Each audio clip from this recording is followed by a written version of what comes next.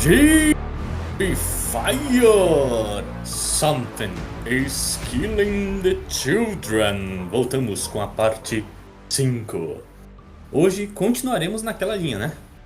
Foi o volume 1, 2, 3 compilados pela Devir no primeiro volume. E agora passamos para o volume 4 original, que foi publicado dentro do volume 2 da Devir, que seria a primeira metade do volume 2 da Devir.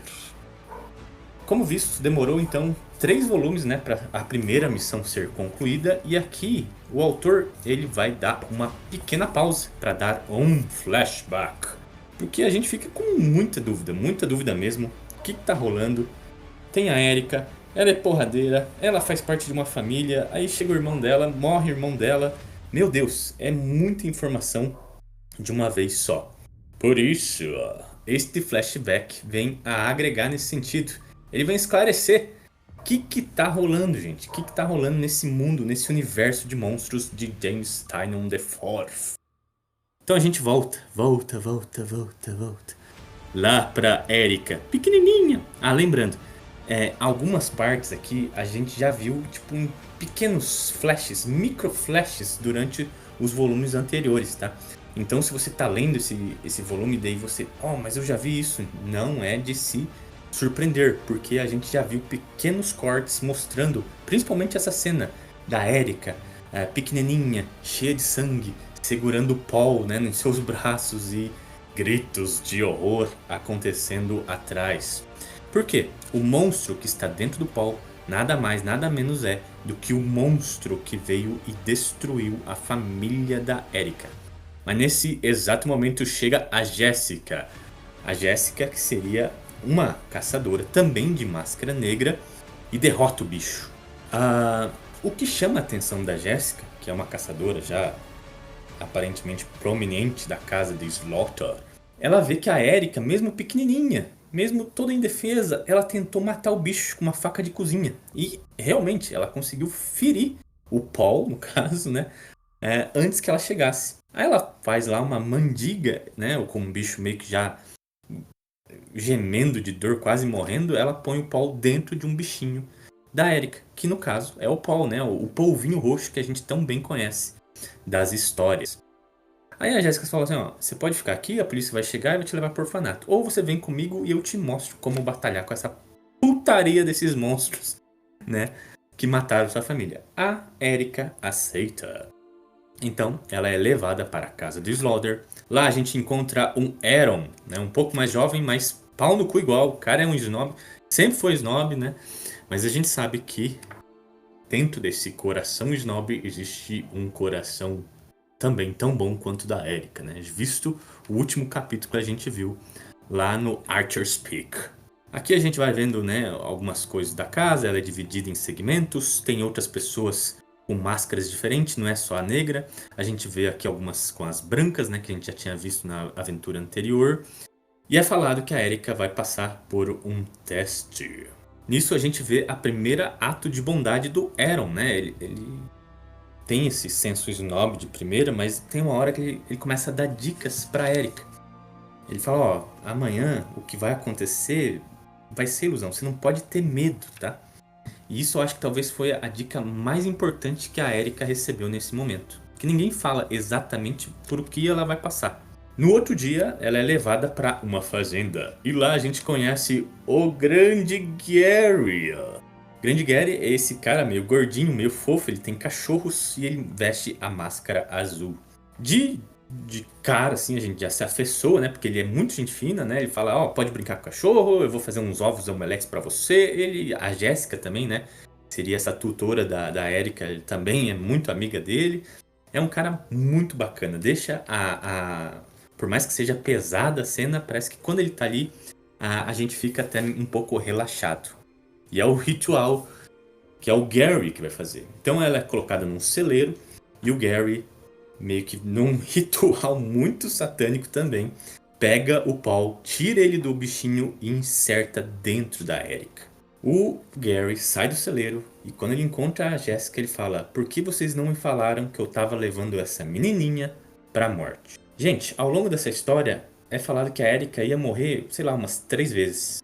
A Cecília fala pro Aaron que ela vai morrer. A Jéssica, ela começa a chorar também, como se, sim, eu realmente levei essa menininha pra morte.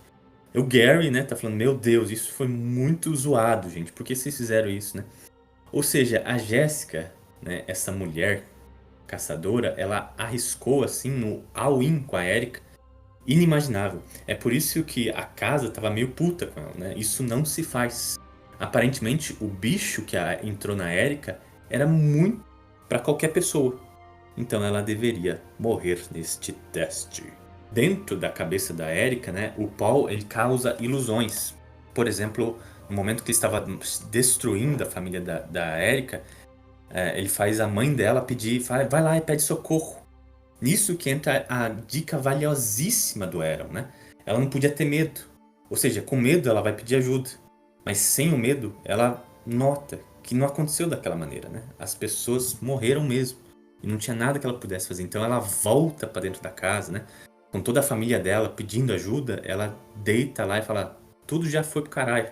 Você tá me fazendo ver essas coisas, né? Então ela saca, né? Principalmente por causa da dica do Aaron. E ela acorda. Então ela chega lá fora, né? Todo mundo se surpreende. Caraca, a Erika viveu. Meu Deus, a Erika conseguiu. Assim, provando, né, que a Erika é super, mas super especial. Nesse momento, o grande Gary, né, dá continuidade ao ritual, né? Ela passou, então ela tá efetivamente dentro da casa de Slaughter. E ele mesmo faz a tatuagem na Erika, né? Aquela tatuagem do dragão que todo mundo tem na casa e ela tem no punho, né? E agora, o grande Gary, né, dá grandes respostas para que a gente entenda esse universo. Ele fala, né, que a casa de São Jorge, né, o São Jorge foi um cara que viveu e ele matou o primeiro monstro, né, o dragão da lenda, né? E depois ele inaugurou essa casa que continua até hoje, né? E hoje ela é bem organizada, tem em todos os lugares do mundo. Tem duas dentro dos Estados Unidos. Acho que tem até uma, acho que tem uma na Argentina aqui, no caso, mas depois a gente fala disso. E dentro dessa casa, cada um ele é designado para certas tarefas. Ele explica, né? Porque os vermelhos, as máscaras vermelhas, são os caras que ficam lendo, os caras que ficam têm conhecimento médico, né? Então eles são médicos, letrados e até um pouco de servidões da casa. O azul, ele nasceu quando precisava de ferreiros, né? Hoje em dia não precisa mais de ferreiros, então eles se especializaram nas artimanhas das informáticas, né? Tanto que quando a Erika estava fazendo a missão lá, é dito que eles conseguiram blocar as notícias de pessoas sendo mortas, né? Via internet, ou seja, eles são hackers, né? Então eles que são os contatos dentro do governo, dentro das mídias, né? Tem também a Máscara Preta, que a gente já viu da Erika e também da Jéssica, né? Eles são os caçadores solitários, né? Eles são tipo batedores. Quando aparece alguma coisa, eles são os primeiros a ir ao perigo.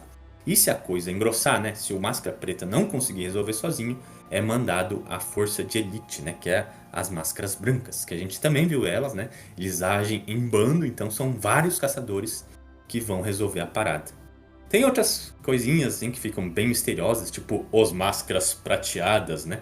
Ele até diz que tipo caçadores com conhecimentos místicos e tem os Máscaras Esmeraldas que caçam dragões. Aí até a Erika, que? Tem dragão?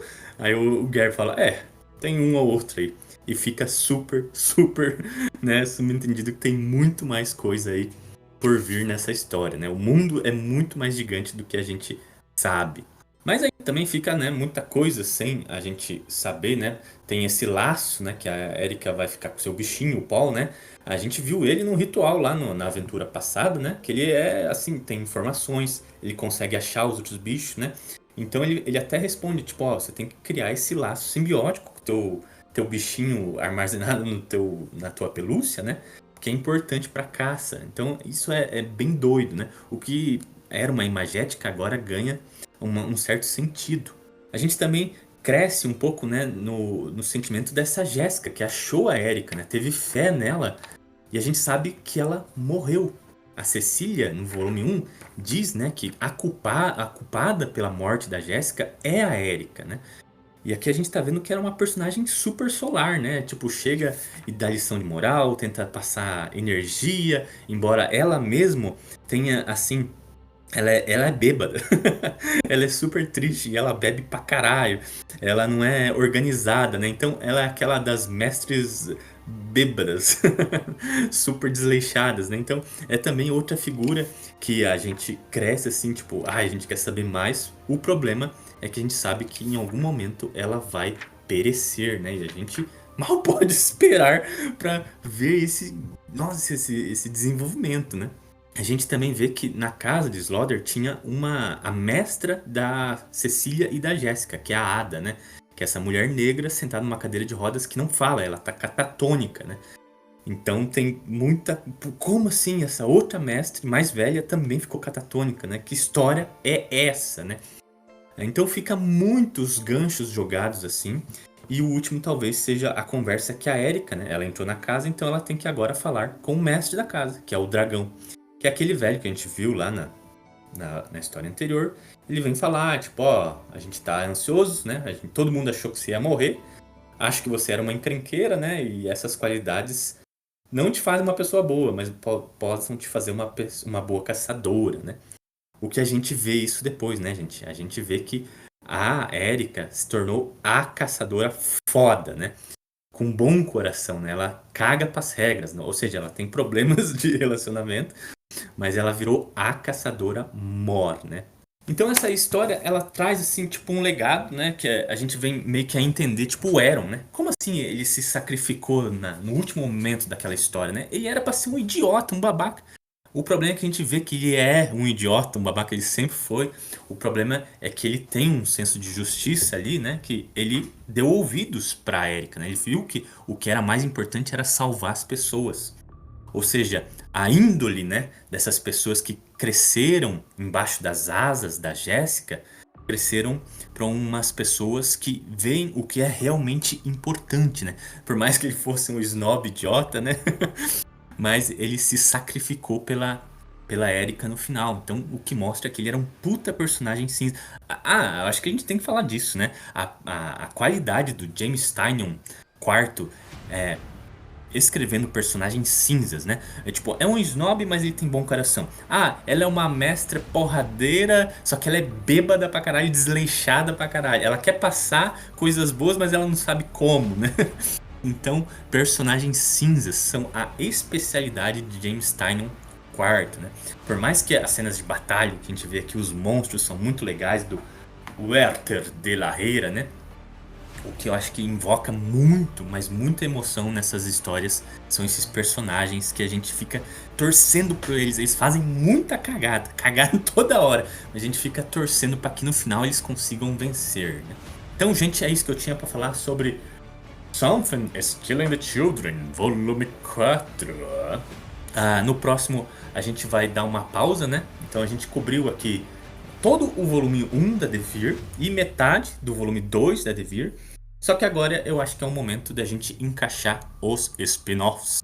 Então o próximo programa a gente vai começar com o primeiro, House of Slaughter, volume 1. Mas isso é história para o próximo programa de A Marca do Butcher. Por favor, comentem, compartilhem, a gente se vê no próximo programa e falou!